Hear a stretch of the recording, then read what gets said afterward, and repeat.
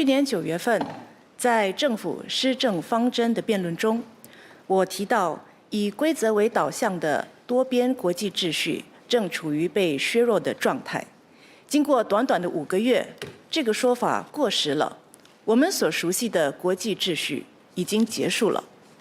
这对新加坡带来什么样的影响？国人可能还没有确切地感受到。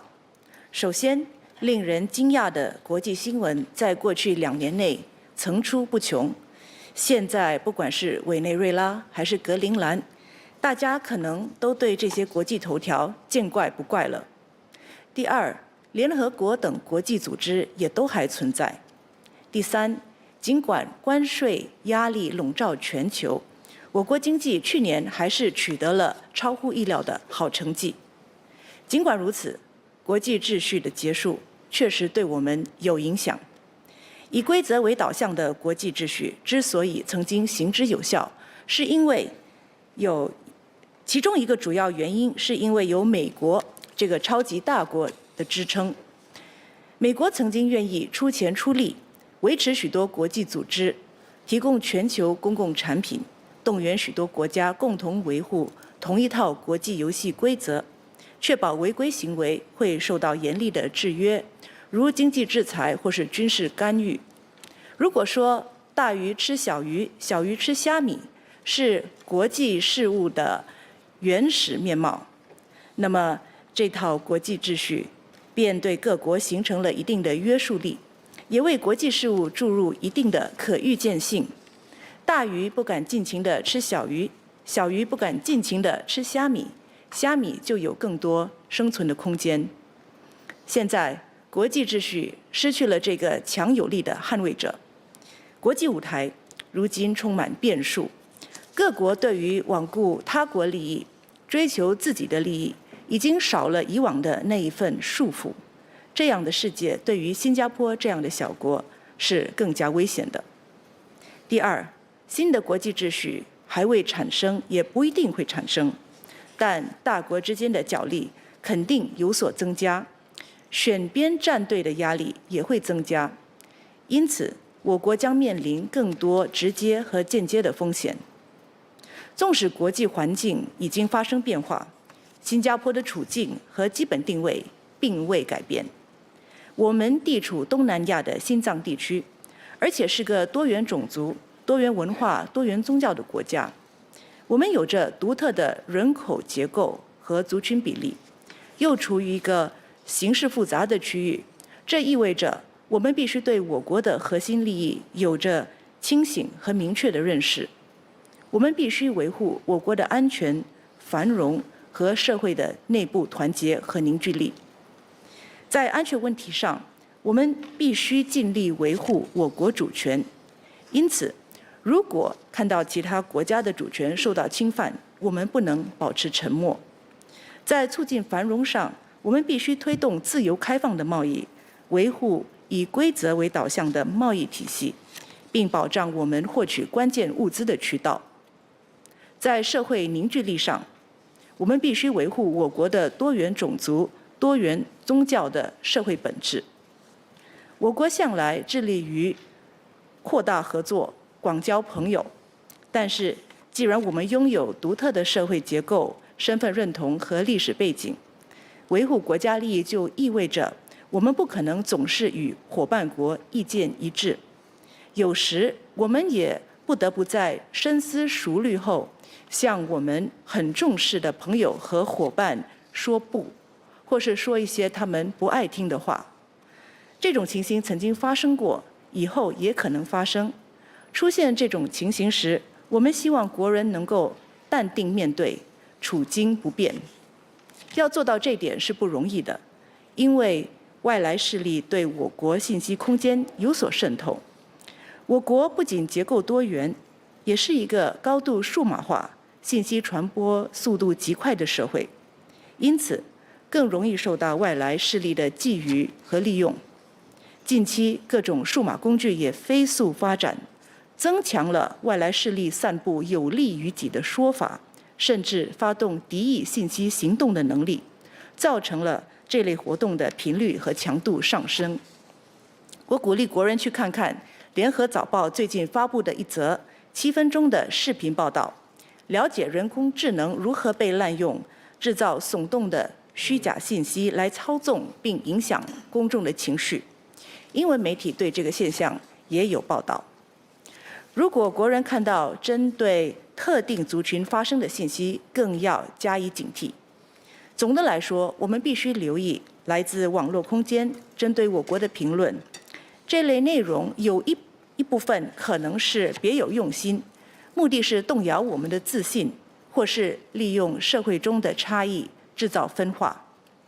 我们必须保持高度的警惕性和判断力，以巩固我国抵御外来势力的第一道防线。正因如此，外交部会继续积极与本地群众沟通，尽最大的努力阐明我国的立场。虽然原有的国际秩序已经不复存在，但这并不代表我们需要放弃以规则为导向的国际事务处理方式。对新加坡这样的小国而言，努力维护多边主义和国际法是符合我们的国家利益的。与此同时，我们始终含着务实的眼光看待世界。在外交关系中，我们也深刻认识到国家的大小和实力依旧至关重要。当今世界日益分化，国家之间缺乏互信，新加坡必须保持清醒的判断，把握国家的利益，冷静地评估各种选项，并做出符合我国利益的坚定决策。归根结底，维护我们的利益，把握我们的前途，只能靠我们自己，不能寄望他人。Back to English. Mr. Chairman, small states like Singapore do not have to be passive bystanders. We have agency and can do much to create strategic space for ourselves. Mr. Ip Hong Weng and Mr. Henry Kwek asked how we are advancing partnerships with middle powers on the geopolitical, trade, and technology fronts. Indeed, one key strategy is to strengthen and expand our partnerships with like-minded countries, including major and middle powers. With this circle of trusted friends, we will forge ahead in critical sectors like defense cooperation, but also in new and exciting domains such as energy, technology, and sustainability. Beyond strengthening Singapore's economic resilience and security, such ties can also bring tangible benefits to Singaporeans and our companies. Last year, Singapore upgraded our relationships with Australia, France, India, New Zealand, and Vietnam to the level of Comprehensive Strategic Partnerships, or CSPs. We also established a new strategic partnership with the Republic of Korea and deepened our cooperation with the EU. Let me elaborate on some of these partnerships. With Australia, we have launched an upgraded CSP, or CSP 2.0, the first of its kind. Beyond our already strong bilateral cooperation in defense and trade, CSP 2.0 will anchor our cooperation with Australia in frontier areas like cyber, digital, space, and AI for the next decade, while strengthening economic resilience in sectors such as energy, sustainability, and supply chains. An example is our Go Green Co-Innovation Program, an initiative under the Singapore-Australia Green Economy Agreement. Under this program, both governments jointly fund green innovation projects, allowing our companies to work together to develop, test, and commercialize technological solutions that drive decarbonization. We're also working together in the region on FAST-P, the Financing Asia's Transition Partnership Initiative that will help finance Southeast Asia's green transition projects. Singapore and New Zealand have joined hands on many groundbreaking initiatives, particularly on trade. Bilaterally, our agreement on trade in essential supplies, the first of its kind, will ensure the continued flow of critical goods even during crises. Singapore, New Zealand, and Chile launched the negotiation for the Green Economy Partnership Agreement in October last year. It represents a new rules-based trade agreement that aims to support new opportunities for businesses and enhance trade and investment in green sectors. With India, the fourth largest economy in the world, we have elevated relations to a CSP. A forward-looking roadmap was jointly adopted during PM Lawrence Wong's official visit to India in September last year to guide the next phase of our cooperation under the CSP. The CSP roadmap outlines concrete commitments to strengthen our partnership in advanced manufacturing, skills development, digitalization, and connectivity across the air, sea, and digital domains. Dr. Hamid Razak asked about how cooperation with middle powers could be expanded to support broader people-to-people ties. We are doing so under the CSP roadmap through scholarships, study visits, and internship programs. With France, we upgraded bilateral ties to a CSP, Singapore's first such partnership with a European country. The CSP will strengthen cooperation in existing sectors like defense, trade, education, research, and culture, and expand our collaboration in new areas including decarbonization, energy, digitalization, and AI. With the EU, we signed the EU-Singapore Digital Trade Agreement, or the EU-SDTA, in May 2025. This is the EU's first standalone digital trade agreement with another country, and Singapore's largest bilateral digital economy agreement to date. We're also exploring greater cooperation between the EU and ASEAN, as well as between the EU and the Comprehensive and Progressive Agreement for Trans-Pacific Partnership, or CPTPP. These initiatives support our broader engagement of Europe and complement our new CSP with France, as well as existing strategic partnerships with Germany and the UK.